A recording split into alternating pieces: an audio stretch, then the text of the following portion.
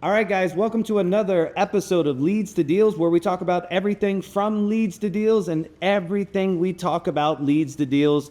As you all know, I believe sales is one of the greatest sports in the world. My goal is to bring in those elite, world-class athletes of the sales game, guys with stories, guys with histories about their sales career. So if you have the same burning appetite and desire to consume all the tips and tricks, here's what I want you to do. If I bring value to your life through this podcast, I want you to subscribe, like, or comment. And with that being said, I want to welcome to the podcast today, Ricardo Rosales. Thank you so much for coming and checking us out and being on the podcast today, brother. My pleasure, Scott. Thank you so much for having me. By the way, I know you've been to my podcast, but we're due for a repeat, brother. So we got to get lined up again. Dude, and that's what I was thinking about going into this. The very first podcast I was ever on in my entire life was yours, like 3.5 probably years ago. Yeah. I'd love to go back and watch it again for myself, just to be reminded where my life was at that time. And that's when I was first getting into your guys' industry. Like, I was a newbie, maybe 4 to 6 months or so into the space. So, man, it was a good time. It was a long time ago, though. Amazing time too, man. We had a pretty good time, and you know, there's always this industry is a moving industry, and I like that you are focused on sales, Scott, because you came from a complete different industry, the timeshare industry, to the real estate. And honestly, I'm almost out of the real estate industry, if you will. Yes. So, you know, I have a call center just like you do, slightly different, and they're set up different. Yes. Different targets, different, services, things like that. But I see real estate as a stepping stone, at least for me, 100%. Maybe for you, it was the timeshare, because you were exiting your business anyways. Yes, correct. But ultimately to find something new, like you just lions got to hunt. But you're a sales guy, so you're always going to be selling something, right? I'm the same way. And one day, I remember I had a wholesaling team. We were doing 40, 50, 60 contracts at a time, right? And, I lost some people and I fired some people. But one day, Scott, I came in and I fired everybody. I was like, everybody just out. Like, that's it. Like, you guys are not hungry enough. If I have to go and sell the deals for you, then you're not really hungry. And why are you even around? I don't even want to have your energy around anymore. I believe in energy. I believe in, vibration and things of that nature. And if the people in my office are not vibrating like I am, then they shouldn't be there. Yep. And dude, I fired everybody, and it wasn't personal. It wasn't really like you suck or whatever. No, hey guys, look, we had $1 million to collect. I gave you plenty of reasons on why to collect it. On top of the bonuses you guys were making, I was gonna give you $300,000 more on bonuses just so you can make it happen. And guess what? We didn't make it happen. So I gotta figure out what's broken, why you guys are not producing it. Is it me? So I started questioning all kinds of things. But while I do that, I'm just gonna do that on my own. So I went, I let them all go, right? And I sat back, Scott, and I was like, man, what do I really want to continue wholesaling? Do I want to do fix and flips? No. And the answer was no. Like, fix and flips, I was just tired of that. And what should I do? So I'm a systems and processes guy. And I pulled out my Vision Traction Organizer, which is basically a tool that the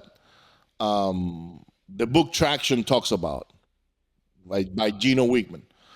And I'm looking at my VTO, and I work that to me, that's my map to success. Like, I look at my business there, and I'm looking at everything, and everything is in place, man. Core values are there. This is there. The vision is there. Numbers are there. Everything is plugged in. But there was a component missing, which was the people. And because I was working remotely, like I was not maybe with the guys all day, every day in the office or whatnot. I said, well, maybe it's because I'm not there with them that I can't really create a culture like the one I want to create. And that's why they're not producing. But to make it even worse, when I'm looking at my vision traction organizer, I had two names in there, Carla and Carlos. They just happened to be brother and sister. And they were my very first two VAs ever. Right? And they still work with me until that day. And I said, man, these guys have been with me now 4 years, five, maybe longer than that, maybe 6 years. How come I have never put more attention to them and helped them develop more within my team? And one of the reasons was because I was thinking, okay, these are my VAs. So I wasn't really thinking like, I'm going to pour into them so they can grow and maybe they help me grow more.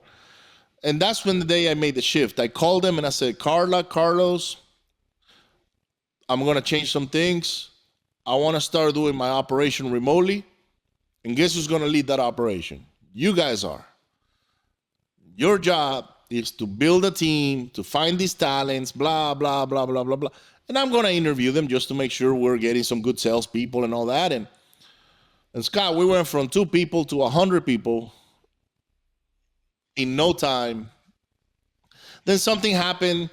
You know, when you grow fast, sometimes you overlook things or you hire people that you shouldn't hire and things. But the market tilted a little bit in the real estate side.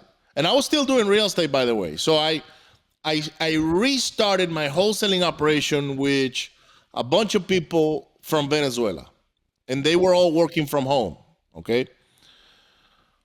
And then we were slinging deals. We were doing okay. But then my students started asking me for VAs, for virtual assistants. Yep. And I'm like, I'm not in that business, so I don't know. Like, I don't have that. But hey, go talk to Scott or go to, you know, whatever. I'm not in that business. They're like, yeah, but we want your guys, the guys that you're training. And I'm like, I don't even know what to charge for that. Like, because I just know what I pay them. But how do I take somebody I train now and give it to Scott or to whoever else? And I had that thought for a while, and I didn't really do it until one day another student comes with the same question. But can I get one of yours? And I'm like, okay, wait a minute. The universe is telling me something, and I'm not paying attention to it. And that's kind of how I got into the whole call center business like you are. So let's go back. That day that you let everybody go, it still sucked. It still sucked for you. Well, it obviously sucked for everybody. Dude, that day, for the first time, the thought of quitting came to my head, which is something that for me is like, not in your DNA, brother. No freaking way. I'm a Spartan, you know, like, you know, I'm not going to quit. I'll die before I quit. But that do you remember, like, real quick, when you go back to that day, where this is in the office, this is in Texas, where is this at? Like, what does that day Houston, look Texas. like to you? You've been to my office. Did you know you were going in the office to do this? Or is it one of those, like, you just had a breaking point in that day? I just had a breakthrough. I just had a breakthrough on my way to the office. I got there. I saw everybody there. Their shoulders were low, like, cause it looked like they were defeated, you know. And I'm like, oh hell no, I'm not doing this shit, man. I'm like, that's it, guys. And I called the meeting right away, and I said, guys, come on over. I have something to tell you about. I only kept 2 people out of that day, which one of them was Caesar, the other one was Shane, and because honestly, Caesar was brand new, so it wasn't really his fault. And he was the only one that was producing. And Shane had a lot of sales training, and he could help me mold other people with scripts and things of that nature. So I said, I'm just gonna make sure I use Shane as a mentor for sales. He comes from the auto industry, and you know how that is, right? And then Caesar is selling deals left and right. So these 2 guys are okay, but everybody else needs to go. And yeah, that was just something that I just came up with one morning, and I just cleared the house and I thanked everybody. You know, I said, I thank you for your time, and this is not personal, guys. I wish you the best. but I gotta restructure this, and you guys are not in the plan, and that's it. I know you probably feel the same way I did. My desire to build a job, to build an office, really comes from all the bad experiences I had when I worked for somebody else. And so I tell these kids all the time, and for those listening who don't know, I'm sitting in the middle of a really large call center. It's 12,000 square feet, and we got a couple of hundred kids here, or close to 200. But I tell them all the time, I'm living out my 16, 18, 22-year-old employee fantasy with you guys, because I saw all these bad things that other people were doing and that they had in the way that they treated people. And so your heart still went into that day. Like, that was your baby. When you were originally starting out, like your very first sales job, before you now had to lay off salespeople, what was your actual first quote unquote sales job? I was selling insurance, man. So I started working for my dad when I was 8 years old. I wanted to be like my father, okay? And that's slave labor, child abuse. Hey, man, I tell my dad, I said, hey, Dad, you gotta buy me a suit because I want to go to your office and work. And you see little Ricardo in a suit, just hey, he bought me a suit. He took me to the suit store. This is in Venezuela now, right? He took me to the suit store. They gave me a suit, and every day, Scott, after school, I will go to his office, and I was his secretary's assistant. Sure. So every time the secretary needed a file, she'll call me. Ricardo, we need a file for so and so, and I will go dig up the file, bring it to her, and then I will say, what's next? And then what's next? And what's next? And I'm pretty sure I bothered the hell out of those ladies because I just wanted to be busy in my dad's office, right? But as time progressed, I went from that to being the office boy. So I learned how to drive when I was 12. By the time I was 13, 14, man, I was driving my dad's car, and I was going to all the insurance company, delivering paperwork or whatnot. And he'll give me something on Friday, and I'll just go party. Stuff like that, right? But when I was like 18, I told him, I said, Dad, I want to sell. Like, I want to make commissions because I know that's where the money's at. He didn't want to let me do it because he knew that if I started making good money, I wasn't going to be around the office anymore. And I probably wasn't going to go to school. And he wanted me to go to college. But he said, this is what I'm going to do. Why don't you get your insurance license in Miami, Florida? At this time now, we're living in Miami, and I'm still working with him. And you got to get your insurance license, and then I'll let you be a closer for some of my salespeople that are not as good at selling. And I said, fair enough. So I started closing for all his agents. And dude, you know what's crazy? His agents were 40, 50, 60 years old. And these guys had I'm sorry, Ricardo, what type of insurance? life insurance. Oh, yeah, the best. All right. Life, health. Yeah. Life, health, ransom insurance, like for people that are like prone to be kidnapped and stuff like that. And so they had all these clients that were up in age, and they had a relationship. But sometimes they had a hard time closing them because of that same relationship. So they will bring me into the meetings, and they're selling the policy or whatever. And I'm like, Mr. So-and-so, what is it about this process that you're not buying? And they're like, well, I got to think about it. I got to talk to my wife. And I said, you really need to talk to your wife about leaving her $1 million? You think she's going to say no? And they're looking at me because now I'm 18, bro. And they're looking at me like, who is this kid? Like every single time, Scott, I left with a check on my hand. I love it. So these agents now are like, dude, how do you do this? Like, and the reason why is because I was not afraid of these people. I didn't care for them. I care for them in a way as a client, but I didn't care what they thought of me. Exactly. They care what they thought of them because they thought if I move too hard or something, I'm gonna lose the relationship, and now I'm being judged by my client / friend. But me, I didn't have anything to lose. That right there, hidden behind that, is one of the best things one of my first sales mentors ever taught me. He was like, Scott, you will lose more deals by not being aggressive enough than you will ever lose by being too aggressive. And it takes a while for that sales concept to kick in, because you're like, all right, I don't want to push them so much that they break. I don't want to push them so much that they break. But no, it's the opposite side, is that if you don't push them, if you don't get out there and close and close and close and close, just ask for the sale. Closing isn't anything other than just asking for the sale a multitude of times, but you will lose more deals by not being aggressive enough than you'll ever lose by not being aggressive enough. Brother, there is something that I do. And I did it back then more consciously. Today is unconsciously. Like I already do it because it's embedded in me. But it's called assuming the sale.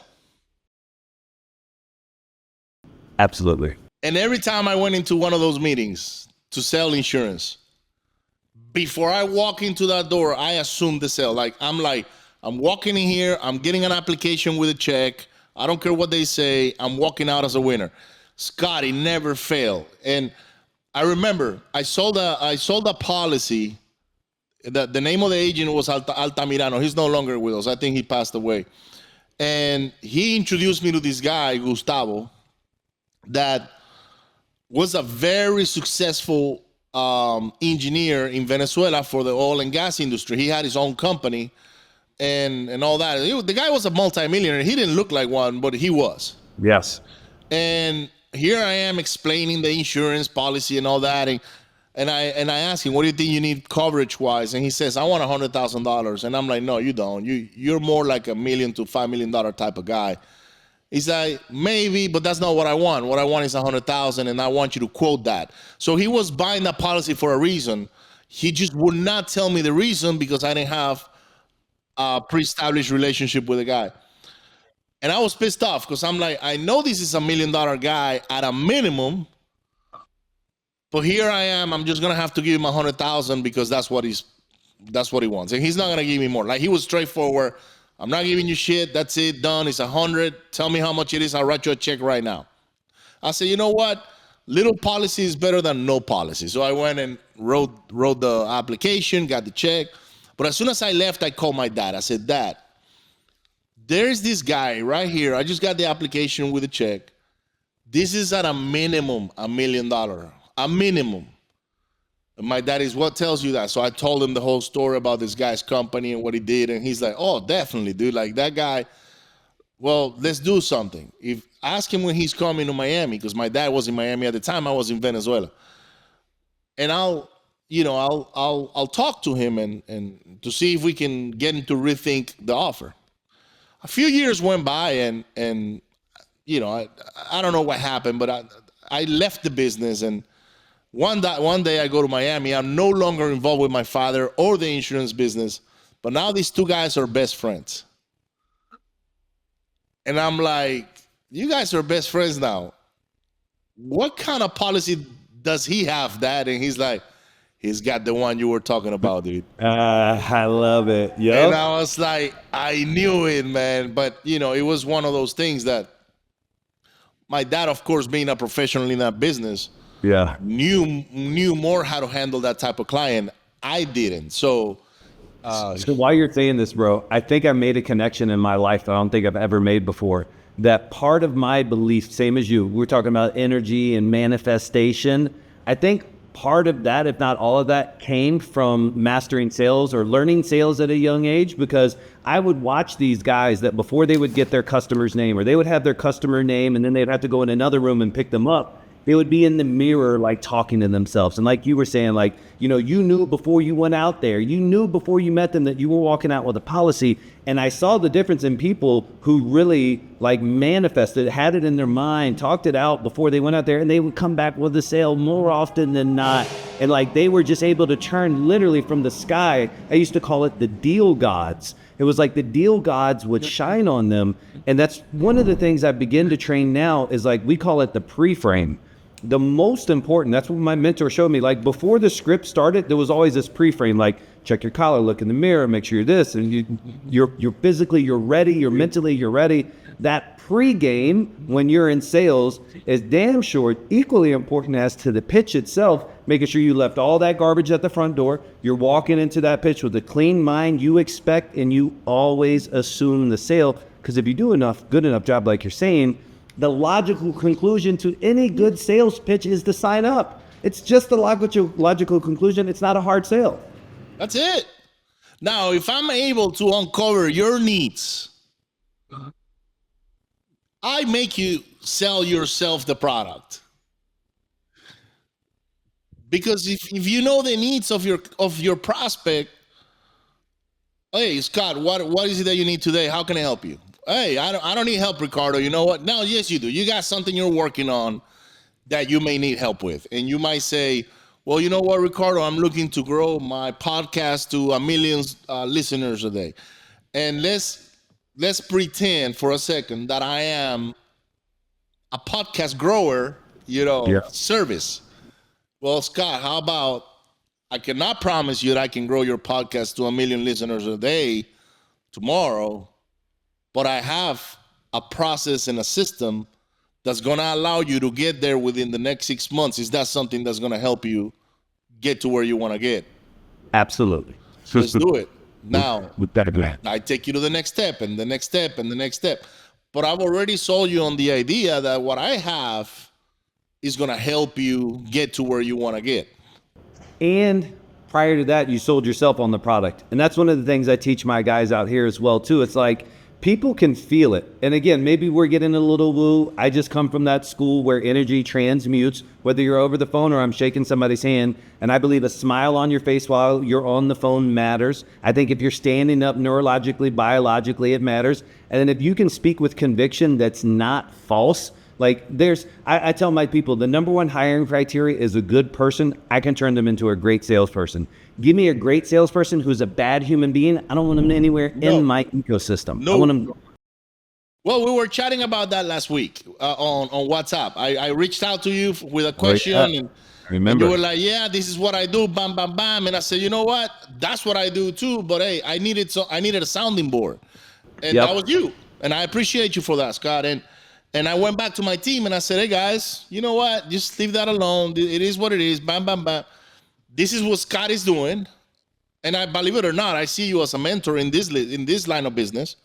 And I do appreciate you, answering the text and all that, because my girl Carla, she was fuming and She's ready to burn down the world. Oh yeah, she's ready to freaking bring the cavalry and just kill some people, So I'm not expecting you to answer me on Friday night, and there you are, boom, boom, boom, you hit me back. But when it comes to sales, everything in life is a sale. Everything. Yes. You gotta sell your children on going to school. You gotta sell them on getting good grades. You gotta sell them on how to dress and why they need to brush their teeth. And you can tell them, but it's easier if you sell it to them. Right? And I'm not talking about manipulation. Manipulation is different. Because if you manipulate a sale, they're just going to get cold feet at some point and the sale goes away. Everything is a negotiation in life. People that say, I don't like sales, well, you're going to have a tough time in life. How are you going to go get a job? Literally, if you are a W-2 person, you got to sell yourself to the employer. And that I always ask that question. Yeah, I agree, man. I think that I know you stepped away-ish, but your insight, education, and length of time that you spent and currently still encompass around the REI world is something that I would be doing a disservice, because I do have a lot of listeners who are in the REI space. Oh, I'm gonna stay in the REI space. Yeah. I'm just not doing REI per se. Exactly. Okay, right? Cool. I dig it. So, but let me frame this question with my observation. And I would have said this on your first podcast as well, too. But when I got into this industry, my decision to get into the industry was pretty simple. I filled out forms on like 20 websites. Out of the 20, maybe 7 called me back within enough days that it mattered. Not a single person called me back that day. Of the 7 that called me back, it still took 1, 2, 3 days. And of those 7 or so pitches that I went through, they weren't pitches. They were a clinical interrogation about beds, baths, square footage, and a little bit about whatever my situation may be. I couldn't believe that the REI space, and I'm just generalizing here off of 7 pitches I went through, I couldn't believe at how poor of a sales consultation it was, because it wasn't. It was order taking. There was no difference between Papa John's or ABC Realty in Kentucky that was, on the phone. And so now I get a guy like you were born into the sales experience. You're selling life insurance, health insurance, you're going into more sales and more sales. How do you look at the general barometer of the sales space? And then what are the common mistakes that you think people are making still in the REI world since you're such an expert in it? Well, one of them is sounding like a robot, going off the script. Like, I get it, scripts are good, but to me, they're more of a guide, okay? Like, use it as a guide. Hey, fill out the blanks as people talk. Okay, the guy just said this thing's got 3 bedrooms. Here on 3, how many bedrooms? Okay, 3. But you gotta focus on building that rapport, man. And when I call a seller and I do this in front of my team, like, okay, watch me call. Okay, give me the script. I'll put the script right in front of me. I'll get a pen. I get up. I stand up. Start calling. And they answer. The first thing I notice is what is their tone of their voice, right? But I do it unconsciously now. I don't do it, consciously, because there is different pillars of a sales process when it comes to being incompetent or competent, and so I am unconsciously competent, right? So it just comes out of me just like you are. But repetition. It came from repetition. Something that has to be mastered. That's right, And the first thing I listen to is their tonality. What do they sound like? Are they in a rush? Did they just wake up? If they just woke up, do I really want to have a conversation with them right now? It sounds like you just woke up. Am I correct? Yeah, I was just in bed. Look, is it okay if I call you at 10 or 11 or 12 p.m.? I think I didn't catch you at the right time. Yeah, please call me later. Bam. Now, when I call again and she sounds different, hey, how you doing? How was that nap? Did you get a chance to rest? Oh, my God, yes, I got a chance to rest.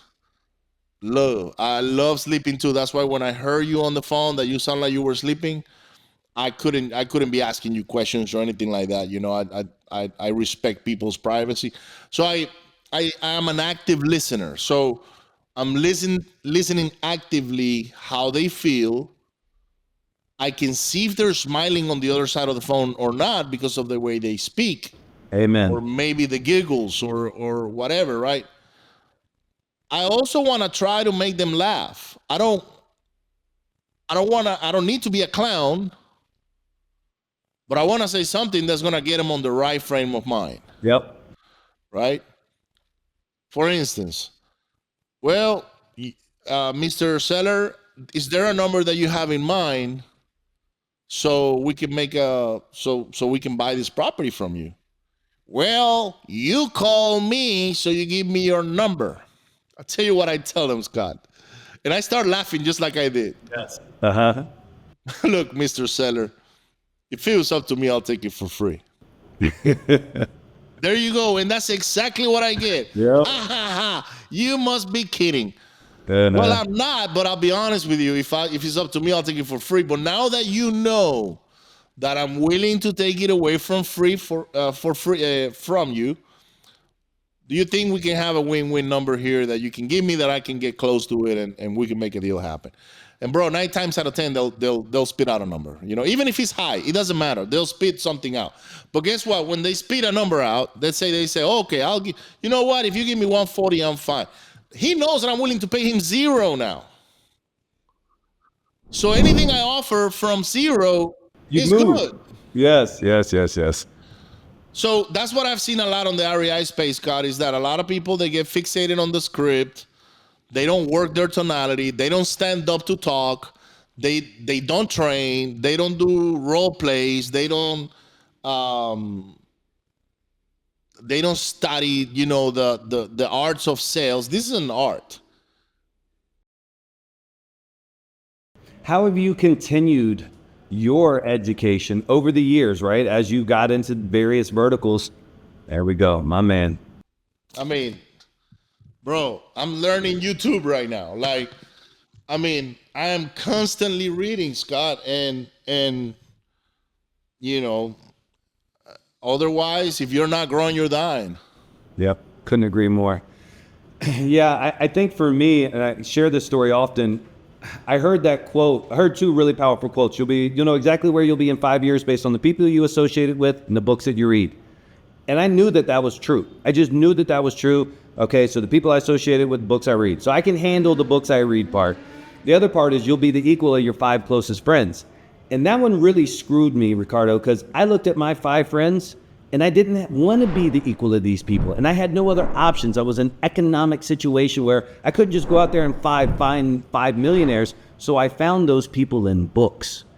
And I said, you know what? I'm going to be the dude. For whatever reason, I love Dave Thomas. And I got stories about me and Dave Thomas, the founder of Wendy's. I could tell you more about his story. One of my 2024 goals this year, and I have my big list and I'll knock them all out. But one of them is to write a paper. And I'm not going to turn it into a university. Probably nobody will see it except my kids when they go through my paper when I die one day.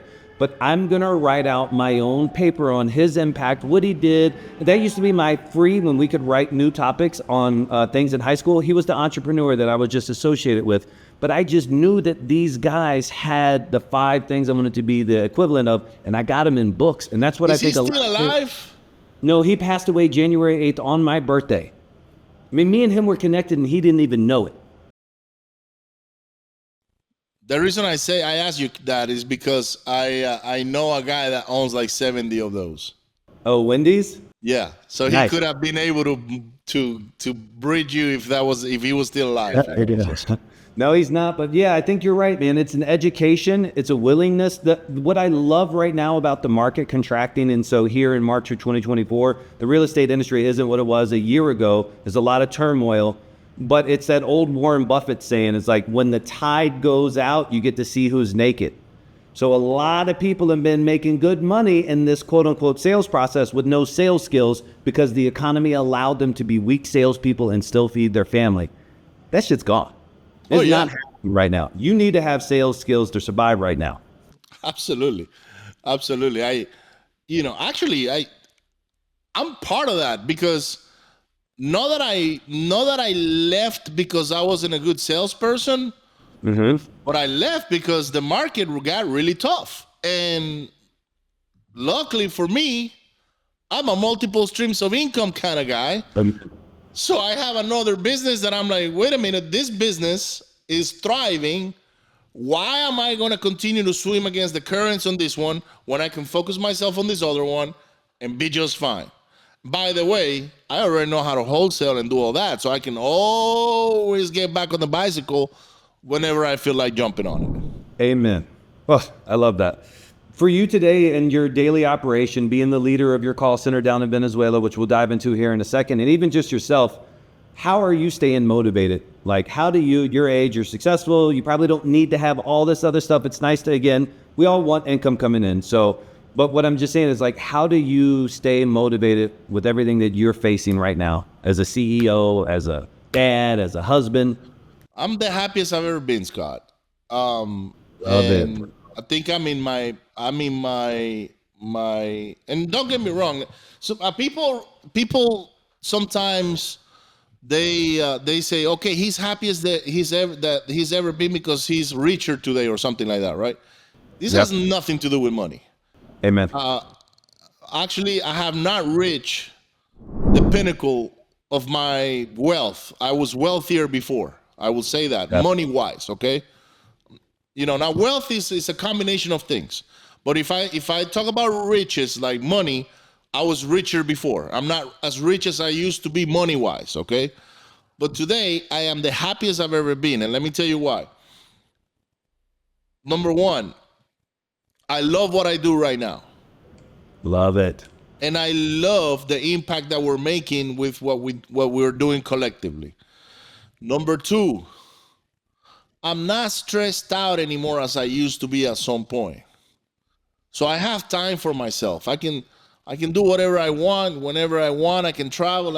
I went to visit you last year, and all I did, we Yes. were just hanging out. And by the way, I'm gonna go this year. I don't know when, but I will make it this year again. And I couldn't be happier. And am I making as much money as I was making at some point? No, but not everything is money. Like sometimes you have to grow in other areas. So eventually, and I always say this, your external world is gonna be a reflection of your internal world. It's the truth. So if you don't grow inside, forget about becoming rich and doing all these things, right? So that's what I've been focusing on, Scott. I've been focusing on helping other people more succeed. I've been like, especially in my team, like in my call center, Carla, Carlos, those guys, and we're growing. We will be 100 again sometime in the next 4 or 5 months. Excellent. But I'm not in a race to get to 100. Like I'm like, when I get there, I get there, and I'm letting the company grow almost organically. I'm not pushing it like I used to. Like I'd be like, we gotta get to 100 right now because fucking 100 means I'm making X amount of dollars. No, no, no, no, no. Hold on a second. Yeah. This is what we're gonna do. We're gonna take a different approach this time. We're gonna grow it like this. We're gonna have better clients. So I'm focusing big time on having good clients, not a bunch of clients. That was the number one shift in my business, brother. The number one shift was increasing my avatar, made my job so much more pleasurable. Yeah. Yeah, because you get the cheap people, right? Oh, but Ricardo's call center is cheaper than yours, Scott. Yeah, but what is the service that you're getting from him and what is the service that you're getting from me? It's two different animals. Well, but not even if it's the same animal, it's the fact that they perceive it. If I pay less, I have to pay less attention to it. And so I love people who make those bigger commitments, and because I know that they're willing to work the leads. It's almost like I'll treat a Rolls Royce nicer than I would a Ford Taurus. Even if they, both of them came They to do me. the same. Yeah, it's the reality of that. One thing that you said that hit home to me, I said this in a meeting the other day. Zig Ziglar is like God, Dad, Grandpa Zig Ziglar, right? That he was the guy I found in the book, and I've seen him live. I've cried Me when he too. walked. I never seen him live. I that's one of the things I wish I would have seen him, but I never did. So he's got a book, Secrets of Closing the Sale. It's a great book. It's a red book. It takes, I was training with my staff the other day because I give that as a book. Everybody who works here, you get that. You get that book. And I know that 90% of my staff has only made it into chapter 1, chapter 2, maybe that. Some 10% maybe have made it the bulk of the way. I went online and I read it. That's literally just said this the other day. I went to booklength.com. It takes 7 hours and 12 minutes to complete that book. If you start at beginning to end. So people don't have an issue with the amount of time that it takes. Their issues with the amount of time it takes to make the decision to start reading the book. But I shared with them, I said, and this is what you said that struck my heart, is that inside of that book, the most important quote that I've ever gotten in my entire life was found in that book. I read it the first time in that book. I was like 21, I read that quote. Zig Ziglar says in that book, chapter 2, somewhere in there, he says, if you'll just help enough people get what they want out of life, you can have everything that you want out of life. And I was like, boom, deal. I want a lot. So I better start fucking helping a lot of people. And that's been my whole mindset, whether it's employees or... I think that's the most famous quote that he's ever said. Because I remember that quote as well as if it was yesterday. And the way he says it, if you just help enough people get what they want, you will eventually get everything that you want. Yes. And I heard from Zig Ziglar the first time from my dad when he used to take me to high school. I remember he'll pop in the tape, back then it was tapes, and I'd be like, wow, my dad is so freaking boring, man, listening to these things. Dad, pop in some Guns N' Roses or something. He's like, no, son, this is what I listen to in the morning to get in the right frame of mind, right? And little did I know, he was working on my subconscious mind because of the tapes he was listening to in the morning when he took me to school. So I think I heard of Zig Ziglar the first time when I was maybe 14 years old. And I Oh will never man. forget that man. But I didn't live here in the US. I lived in Venezuela, so I could never get the chance to see him live, you know? Yeah, I had similar stories. My parents were in Amway, but my dad was a roofer, and my mom got married at 17, pregnant at 16. So we had no business being in those types of things, but we were in them. They did it really exceptionally well. But Amway turned them into Tony Robbins, and Tony Robbins turned them into this, and then this, and turned into, and so I got to watch my parents grow as young kids into like sophisticated like MLM people, because that's all we could do. We could just do MLM. And but I watched that sales. I fell in love with it. I fell in love with watching my dad, who was a roofer, who came home with black stuff under his nails, face. But then all of a sudden on the weekend or whenever, boom, he was dressed nice. He just like turned into what I saw was Superman. He was super salesman, and I just loved it. You know what I love, Scott? I love MLM culture. Yes, yes, I've been a part of it as well, man. yes. And I wish they would teach that in high school. Amen. I wish they would teach that in high school. I learned how to grow internally in the MLM culture. Even though my dad introduced me to it, it wasn't until I started doing MLMs and building downlines and things like that that that's how they motivate their sales force, is through internal growth. And I remember going to all these events, and they will bring the speakers. Like sometimes they'll bring Jack Canfield, or they'll bring Tony Robbins, or they'll bring Les Brown, right? And Oh, I love Les to Brown. get people motivated and pumped up. And I would leave those events. I'm like, wow, I'm gonna go build the biggest downline ever or whatever. They were good at selling the dream too. Like, here's the guy with a $500,000 check and on stage, and everybody's just clapping, and I now I want to be the MLM owner. And I always thought, like, what kind of company can I build MLM wise? And with my texting platform, I thought about doing that, but then I said, I don't know. There's too many regulations around the texting platform. But it's still in the back of my head. I really want to have an MLM company at some point. Yeah, dude, that's how, honestly, with the new version of MLM is how Andrew Tate's business model is. It's because Andrew Tate, who's got phenomenal content, and I don't care what the haters say, love his content, but he's got other people out there promoting his stuff, and then like they get a spread, and then underneath of them get a spread. He literally built the 2024 version of MLM back in the days, which is interesting enough. But it's all that culture, man. It's that like believe in yourself culture. Go out there, connect the dots, shake the hands, work. That's what I try to tell people. When people call me up and they're like, okay, cool, man, so I'm going to pay you this. And like they think that they can just pay me this amount and print out a Lamborghini. It's like, bro, this is not how it works. You're literally paying me to have a job. No joke. You're literally paying me to have a job and an accountability partner, because I'll be on your ass if you're not treating my leads the right way. But some people need that a little bit in their life. But realistically, for the most part, most of them are not spending this amount of money because they don't know what they have to do with them. I wanted to ask you real quick, and then we'll head into your call center. But dude, what would you say? Do you mind if I ask your age? How old are you, Ricardo? 45. So we're about the same age, really close.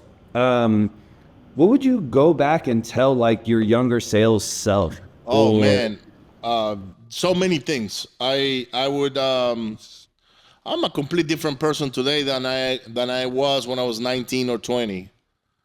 I think the number one thing is surround myself with better people. That probably is the number one. Number two, not to drink so much. I used to drink a lot and party. Yep. I was a party animal. I still drink, but I don't drink as much as I used to. Like, and I enjoy having a glass of wine or whatnot. But back then I was finding excuses just to go party on the weekend, and I don't know what the hell I was celebrating. I honestly, I don't even know. So, I would say, get into self-development sooner, surround yourself with better people, and be patient, because I was very impatient, and I missed on a lot of opportunities because I didn't have the patience to go pursue those. So I would say that those are my top three things that I would have done differently. But honestly, Scott, the universe has a way of working things out for us, and I don't regret my path at all. I embrace it completely. I enjoy it.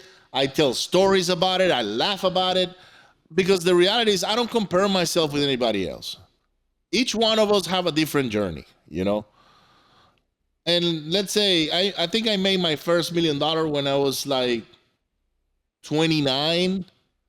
Well, how many kids have you heard they made already $11 million by the time they're 10 because they're YouTubers? So now here I am comparing myself against an 11-year-old YouTuber. I should feel like bad because I'm like, that YouTuber is making 10 million when by the time they're 11. And here I am 45 and I don't make that kind of money right now, right? So I just compare myself to the man I am today, and just try to be better the next day, and that's it. You know, it's weird because you meet people and you have an instant kind of like rapport bond, and that's how it was for me and you. And because our stories are similar, even though they're different. And my advice is very similar to yours. You know, I was part of that. Sales culture inherently is drugs and alcohol culture, particularly alcohol. It's just, it is what it is. And that's the reason why I have this much patience with these kids, because a lot of these kids, for the first time, they're making what's considered real money. And so, like, I get it. I was 20 years old. I wanted to go party at the clubs. I wanted to do these types of things. So I get it. So I have an awareness and a patience that I used to be a moron too. But one day, somewhere in that being a moron process, I realized, like, okay, I'm costing myself a deal the next day because I'm hungover. And it took a lot of lost deals. My closing ratio wasn't as where it should have been before that light bulb finally went to cut it down. It never really cut off. It took a lot of maturity, because a lot of times it's the reason why people lose money. The maturity doesn't match their opportunity. And so once your maturity can match that opportunity, then you can be more successful. So I agree on that side. And then also self-analyzing. One of the things that scares me about face-to-face real estate guys, and the guys who are out there going face-to-face, I love it, but 99% of them don't have the balls to record themselves there. Like, at least if you're virtual, you can pull your own recording. But of the 100% of people that are virtual, 99% won't go back and listen to it. But how are you a sports athlete if you won't watch the play that you ran? And so that's the second thing I would go back and tell myself is, dude, record more, analyze more, dig into my own game. Yes, observe others. But in that free time, hustle while I wait and analyze more of my own plays to get my craft more refined, like a true athlete should do. I agree, man. I used to be a door-to-door guy, right? And Best. my my excuse was, well, if I show up to the appointment, I know the contract is mine. And almost it was like 100% truth, until one day I ran into our friend Nick Perry, and Nick is like, Ricardo, why are you still going to appointments? And I was like, well, Nick, because I know and dude, I was getting 30, 40 contracts by just going to all these houses myself, right? And I'm like, Nick, if I show up, dude, it's mine. Like, I don't care. If you show up, I'll beat you. If anybody will show up here, it's my contract. That's why I still go to appointments. He's like, what if I can show you that you can actually do this more efficiently over the phone? Because by the time you go get that one a contract, my team will go get 10. Yeah. Yes. And I was like, well, I have to see it to believe it, and I knew he was telling me the truth. I just never seen it done the way he did it. And then he said, just come by the office whenever you want. Because we were friends already. We were in the same space, we knew of each other. But I was more coming from the rehab side. So I didn't really need to turn contracts like that all the time. And one day I went to his office, and I was there only for 30 minutes. I was there, I walked in, drove to Austin. I saw these 20-year-old kids lock up deals on the phone, and then I saw another 20-some-year-old kids sell it over the phone. And I told Nick, I said, that's it? And he said, that's it, man. And I left. Light bulb off. Yes. I left, and everything else is history. I just went completely virtual, and I said, I'm just going to make this happen, and that's it, done. Dude, I love that. I definitely am a big believer in the virtual in this space. I'll add this out here as a timestamp and recorded history. Here's what I'm seeing, and this is like statistically driven. The bigger guys, I'm watching a lot of the bigger guys flip and just constantly flip their organization all back to face-to-face, face-to-face, face-to-face, face-to-face. I know it's driven by one particular group of mentors, business mentors, but it makes sense. A, because things are tighter, right? But the number one reason why I'm still virtual in our wholesale operation out of Orlando. So what I'm about to say, let's juxtapose it with what I'm actually doing. But I love what they're saying. They're saying, hey, listen, right now, you need almost that visual neurological thing where that closer walks back in with his head down. Because we can't just have yeses or nos happen in CRMs without paying attention. It just does something to your organization where, as tight as things are, you can clearly see what's happening. Because a lot of CEOs, there's so many leads, there were so many pitches going on, it just wasn't connecting at that level. Let me tell you something, Scott. I completely disagree with that group. I'm telling you right now. I don't know who they are. Big ones. Big ones. I'm okay. Yeah. No, I agree. They're teaching systems from the past. That's not systems of the future.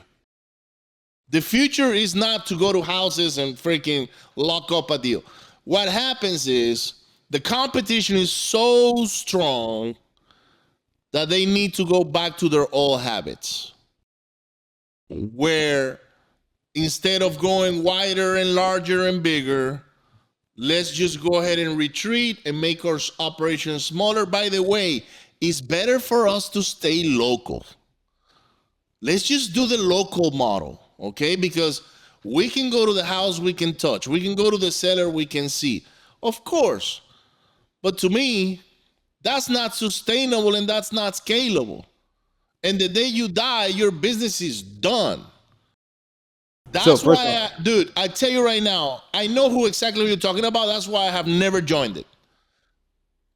Never. Because to me, I can go today, turn on a wholesaling operation virtually, and do what I need to do. Done. So first off, I can't wait for the comments.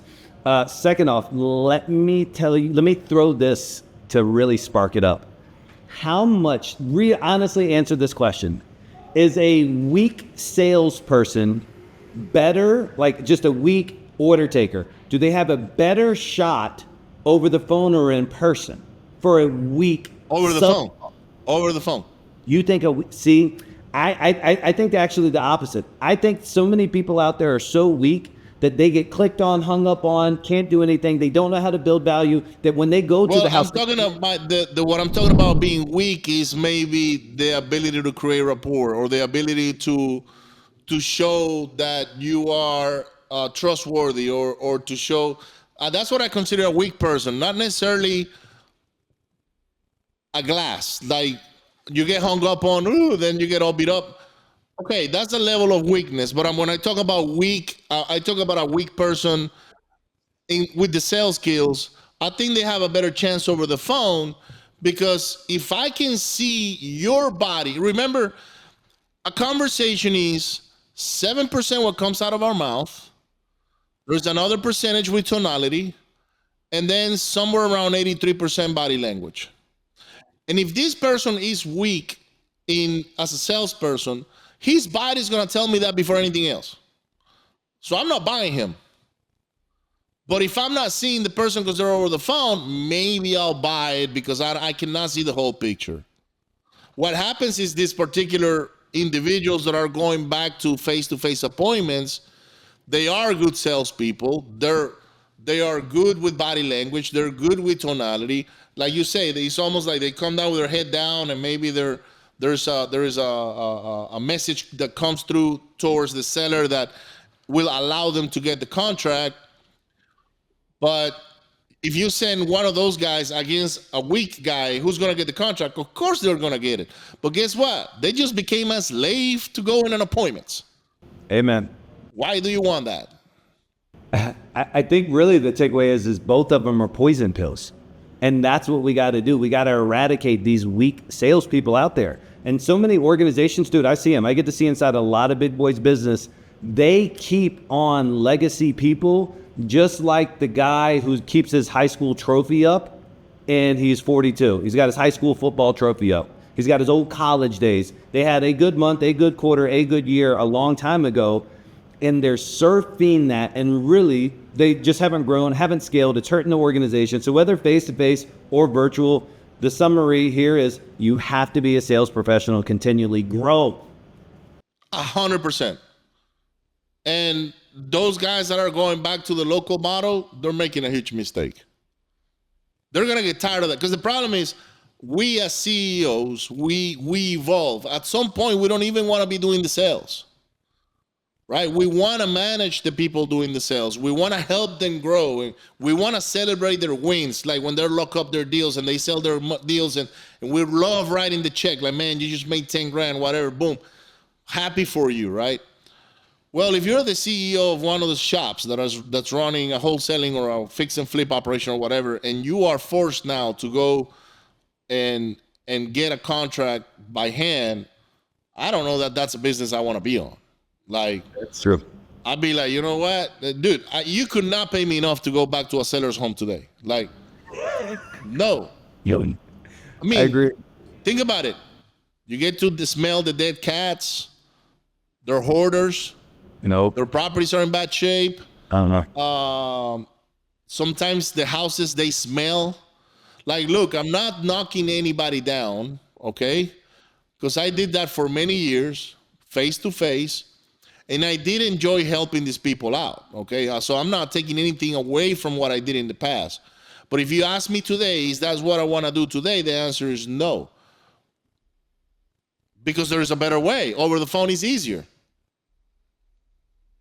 Agreed. And when you and I can get on the phone and get multiple deals closed, they can only go get that one. Yep.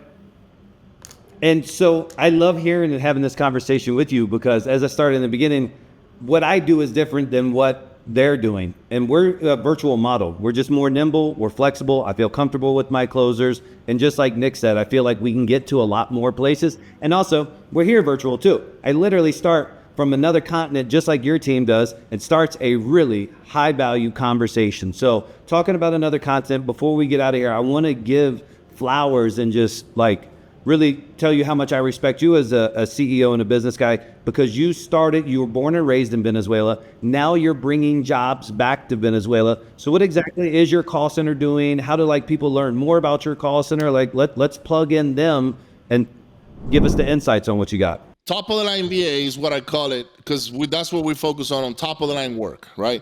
Great. I see our company more than a VA company. I see it more as a human resources company. So I'm taking a different approach. Do you need a QuickBooks person? Hit me up. Do you need a programmer for computers or whatnot? Hit me up. Do you need somebody that can write software? Hit me up. I'm gonna give you the service. They're gonna work for me. I'm gonna bill you for the service. For you, it's a write-off. For me, it's a service on recurring revenue. But I am in the business of human resources, basically, supplying human resources to other people.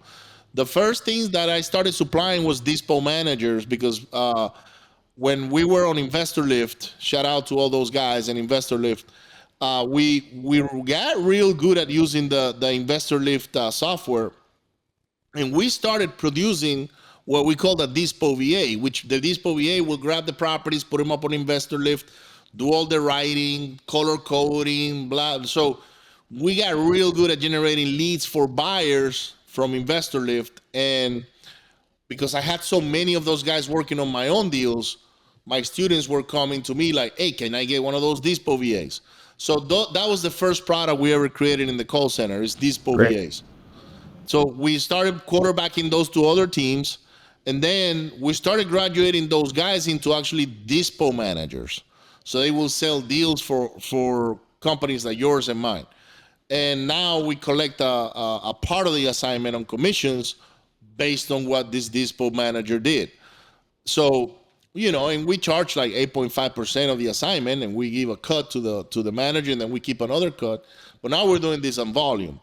Then the same clients were like, man, we love your dispo VAs. We got these cold callers. They suck. Can you give me a cold caller? And the answer at the time was no. That's not what I do. I don't want to get into cold calling. But I think I can get you some lead managers. If you have a good CRM with a lot of leads that are kind of like in there, I'd rather give you a lead manager than a cold caller. So we started producing lead managers. And now the job of a lead manager is to get on the CRM and revive as many leads as possible, right? And in a way, I rather do that than do the cold calling itself. Cold calling is tough, and that's, you master that. And I'm like, you know what? Cold calling, Scott is the guy that I'm gonna take a whole different approach, which is I'm gonna go for dispo VAs, I'm gonna go for lead managers, but I also want to go now for QuickBooks, for servicing attorneys, servicing doctors. So I don't know that I'll be in the real estate business 100%. Right now, our company is probably 90% real estate. We are starting to get into other verticals like the roofing and roofing. I'm not so much solar, but roofing, because roofers are like in, dude, they're like in the 70s and the 60s when it comes to marketing. And I'm like, hold on a second. These guys are making a ton of money selling roofs, and they're doing it the old way, which is door knocking or chasing a storm and doing door knocking. I was like, what if I can pull all that data, skip trace it, hit them up by text or phone? I think I'm gonna eat their cookies. So I'm starting to get into that vertical right now, and I'm doing it with, I'm set up my own roofing company. I just found me a roofer, and I said, hey man, I will give you the leads. All you gotta do is convert them and you know, fulfill the process, and we'll split it, you know. And he's like, dude, if you do that, I'll be happy, because that's the part I don't like doing. So we're starting to do that, and then I'm starting to get into other verticals, because we want to grow into other industries. We don't want to stay real estate. If tomorrow real estate takes a dip, you know how it is. Yeah. It's like catching knives right now in the real estate world. Yeah. How do we find the company, Ricardo? How do our top of the line listeners... VA, top of the line VA.com is simple, or follow me on Instagram, Ricardo M Rosales on IG. Hit me up and tell them Scott sent you, and they'll know exactly where you guys came from. So Yeah. yeah, basically we're going towards what is it that you need that we can hire, train, and supply to you, right? And of course, we're not broad. Like, hey, don't ask me for a doctor, okay? I'm not gonna go get me a doctor, even though we have doctors working for us, you know, because they make more money with us than they do working as a doctor. We want to focus on being able to pick lanes where we can scale. Yeah. So I think roofing is one of them. Yeah, dude, I'm super excited for you. I agree with roofing. I have an affinity. Like I said, my dad was a roofer from the day I was born till after I moved out of the house. 18 years, I watched that man climb up on roofs, and the image that it does to the face, to the eyes, to the body, even to this day. And then ultimately, after I moved out, he got into car sales, just leveraging all that MLM stuff, and then ultimately became the director of a dealership there in Richmond, Virginia. But man, dude, I encourage anybody out there, listen, VAs are more than just cold callers. It's an extension of your company. It's somebody to leverage. Frank Kern, who's a social media guy, is a kind of an old school. He changed my life one day when he talked about a website where you could go in there and like hire VAs, except like I was buying them in Pakistan or whatever. I didn't really appreciate the affinity for Western culture in the Western hemisphere. Yeah. And so if you can hire a quality VA, that virtual extension to your business, and you can do it from somebody who's in Venezuela, it is a win-win. So like top of the line VAs with an S, right? .com? VA, just VA. VA. Whoever gonna buy Top VA. of the line VA.com is virtual assistant. And then I thought about changing the name, Scott, because honestly, when number one, I don't even like calling my guys VAs to begin with. Couldn't agree more. VA is kind of like Yeah. I see it as a derogatory name now for The our team members. I like to call them my team members, right? And I remember when I went to your office in Pereira, that's how I saw your guys. Your guys were your team members, and you know, but the VA is the word that we use in REI, so I guess I thought maybe this is more relatable. But I think when I get a chance, I'm gonna change it to team members. I don't wanna use the word VA anymore. It's been misused. It's been misused. It has a connotation. But I think also too, listen, people expect something different than when they go to Egypt or the Philippines or Latin America. And so that right there is already a different, if somebody says I have a Latin American VA versus I have a Filipino VA, the expectations are completely different. And not only the deliverables, but the quality of relationship you'll be able to build with them. No one's going to convince me on the face of this earth that having somebody working for me in the Philippines as a VA to be my QuickBooks person, and I need them at 3 a.m. their time, because that's my afternoon time, that I'm going to get a quality response from a quality human. I don't want somebody who's been drinking all day. I don't want anybody who's... Those guys, look, Scott, and I agree with you. Those guys, this is, if they're working for you and me, it's probably their second job. Oh, they're probably doing something else during the day. They got one of those mouse clickers that automatically clicks the screen to keep it awake and stuff. Yep. Yeah. They may do 2-hour naps here and there or whatnot. I don't think they're on the top of their game because they're working a complete. The human body was meant to operate during the day and rest at night so you can repair. There's actually studies out there that they say that the people that work the nightlife or they work a night shift, they live 15 years less than the person that doesn't. So doctors, cops, firefighters, oil field people, and I was one of those, that are working nights. They're not going to live longer than the person that doesn't do it. So because of that, I agree with you. I rather work with somebody on our time zone. Plus, our guys are bilingual. Your guys speak Spanish and English. Filipinos don't. They only speak one language, maybe Tagalog, but how many Tagalog people are they going to be able to talk to in the U.S.? Very few, right? And I will guarantee you that in your office, in my office, I would say about 60 to 70% of them got degrees from a university or are actively pursuing one. Or literally teach English. Or have been professors in the English-speaking school. I got at least 10 of those. Yep, 100%. And, this is people that have real academics, that are well prepared. They have manners. They know how to talk to people better than... So I'm not knocking down Filipinos, but I'm saying, hey, I think our guys in South America are going to perform much better for people in the U.S. for all these other reasons. Yep. Couldn't agree more, man. You get what you pay for as well, too, and you want a quality top of the line. It's marginally more, but it's worth exponentially more. Absolutely. I want to price myself out of the bullshit. Look, if you can't afford me, okay, I'm okay that you're not for me. Yep. I learned that from you, by the way. Yeah, dude, I appreciate it. Dude, I love this call, man. I think for me, this big takeaways, going back through your sales story, sales history, hey, we have a lot of similarities I didn't even know about, candidly, from the heart, I feel. But it's all the same principles that just matter. It's like helping enough people get what they want, practice on myself, believe in myself, manifest, make sure that I have it, surround myself. If I don't have the right people, I have the right books. Never stop feeding myself education. Have the right mindset. Not be afraid. Treat it like a sport. Become an athlete at your craft. So it's really good, man. I really genuinely appreciate your time, Ricardo. Again, any wrap-ups, and then how do they reach you again? RicardoRosales.com or Ricardo M. Rosales on Instagram, topofthelineba.com. But the one thing I want to leave your audience, Scott, is never stop working on yourself. That's literally what's kept me alive, what's kept me thriving, and what made me thrive when I went into my own dark moments, in life, like we all do. Nobody gets away from that. The people that don't are the ones that get stuck in there. Okay.